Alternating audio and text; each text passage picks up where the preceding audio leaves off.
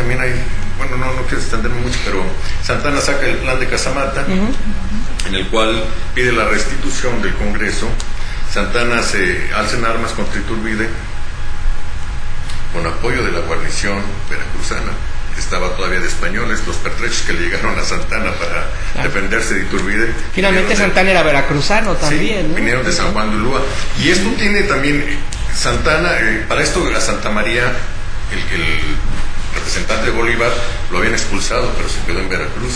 Y ahí en Veracruz se juntan Santana, Santa Marina, y una persona de trágica y funesta memoria para nuestro país, Poinsett, famoso ministro norteamericano.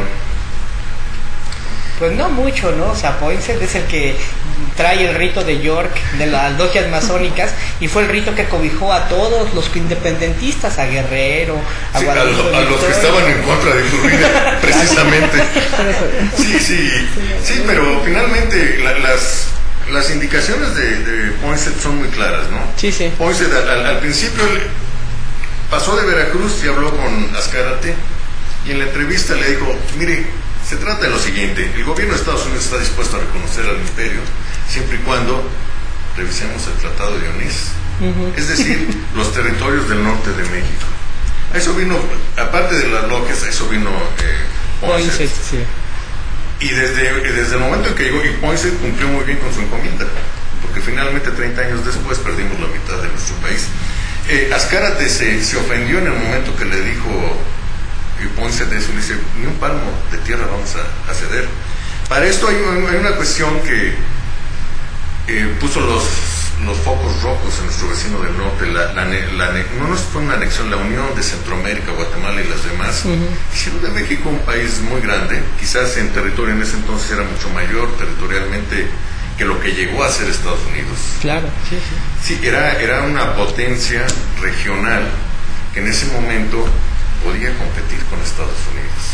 Es una cuestión que creo que no hay que soslayar, porque es importante ver que en ese momento se trataba. Entonces empieza a manejar, hay sobre todo los historiadores como Cuevas y demás que son muy pegados a la iglesia y sí, claro, irracionalmente afectos a Iturbide, o no irracionalmente, sino hablan sobre la influencia de las logias en el relojamiento de Iturbide.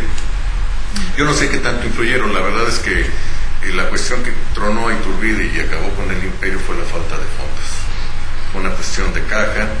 Iturbide tuvo el apoyo de la gente, incluso cuando se triunfa el levantamiento de Casamata, Iturbide abdica.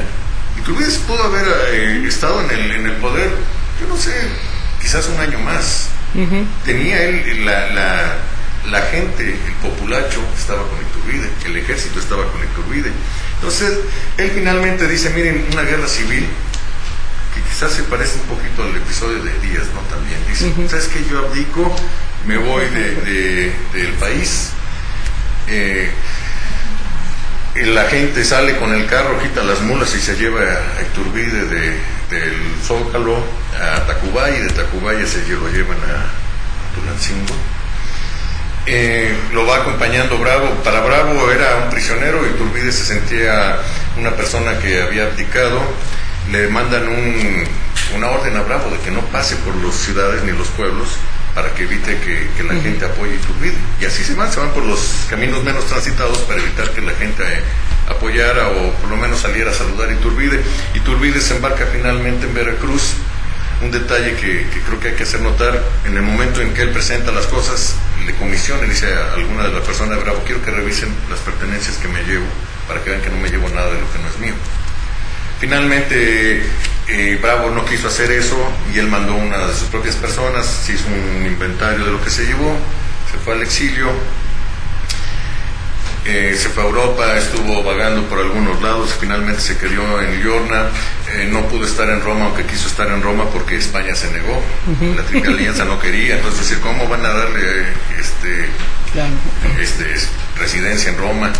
Finalmente aquí nos seguimos peleando. La pugna se hizo entre federalistas y centralistas. Estuve Guadalupe Victoria, Vicente Guerrero, son también gobiernos que no duran mucho, duró un poquito más con el apoyo del dinero y los préstamos que tuvieron. Se ve el movimiento de Iturbide, saben que va a regresar porque se va a Londres. Entonces el Congreso hace un decreto que dice que declara a Iturbide traidor y enemigo de la patria por el hecho de poner un pie en México, que quizás vale la pena detenerse un poquito, ¿no? Es como si dijeran, te declaro asesino por asomarte al balcón. O sea, se le declaró enemigo de la patria y traidor, no por ser enemigo de la patria y traidor, sino por poner un pie en México. Y así está el decreto. Entonces, para esto Iturbide ya venía a México porque sabía lo que se organizaba la expedición de Barradas para recuperar nuevamente la Nueva España. Llega, no sabía del decreto, llega a las costas de Texas, no encontró a la persona que buscaba y finalmente desembarcó en las costas de Tamaulipas. Al desembarcar, lleva sus cartas, se presenta, dice, vengo como el último de los mexicanos, de un soldado y demás. Es hecho prisionero, en menos de unos días es fusilado ahí en Padilla. Y así acaba, ¿no? La historia es la trágica historia de este hombre. Su familia acaba exiliada en Nueva Orleans y luego en Filadelfia. Y finalmente esta es la historia, ¿no? de Iturbide, que con el tiempo se fue deformando un poco. Primero, el acceder o el reconocer que Iturbide es el padre y el liberador de México, le quita todo el mérito que le han dado Hidalgo, a Morelos, Aldama. Claro. En realidad no es algo ni siquiera que podamos analizar, es una verdad, no hay otra cosa. O sea, el que libertó a México fue Iturbide. Se le pueden achacar muchas cosas, incluso puede decir, bueno, y se le han achacado, fue una revolución, una independencia que iba en contrarrevolución, fue conservadora, fue para quedarse igual. De acuerdo, podemos discutir todo eso, pero el hecho es que México Iturbide fue el artífice de lo que es ahora México. Les hablaba de Rocafuerte, después de la cuestión de la muerte de Iturbide y de todo lo que se tramó, todos los historiadores empezaron a hablar de él durante el siglo XIX. Más que hablar mal de él, se le ignoró. Más o menos ahí por el porfiriato se le trató de recuperar, pero no fue suficiente.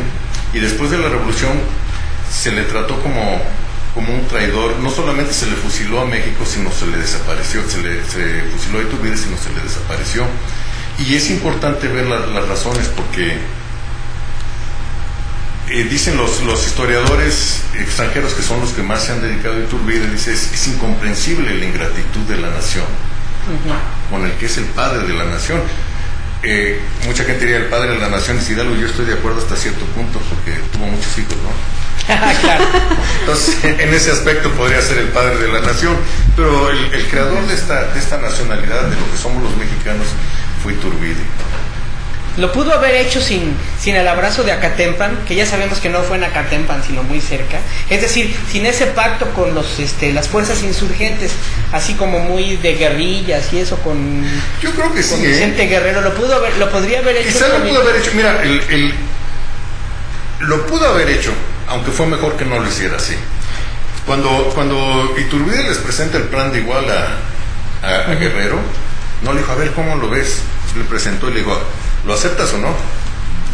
O sea, no se lo consultó, se lo presentó. Y a los 15 días, y hay unas palabras de Guerrero sobre Iturbide, que Guerrero dice que Iturbide, el padre de la patria, magnánimo, bienhechor, son unas palabras que durante algún tiempo incluso hasta las hicieron desaparecer o las borraron de la historia oficial. Guerrero alabando a Iturbide como padre de la patria. Porque finalmente lo que ofrecía Iturbide en el plan de Iguala era la independencia, que era lo que quería Guerrero. Entonces, quizás sí pudo haber sido. Y finalmente, todo el ejército y todas las personas relevantes en el momento de aceptar el plan de Iguala ya estaba cocinado. Entonces, sí pudo haberse hecho la independencia. No debió de haberse hecho así porque hubiera quedado fuera. Ahora, muchas de las cosas también se le achaca a Iturbide haber sido realista. Pero si nos fijamos en la lista de los primeros presidentes mexicanos y la gente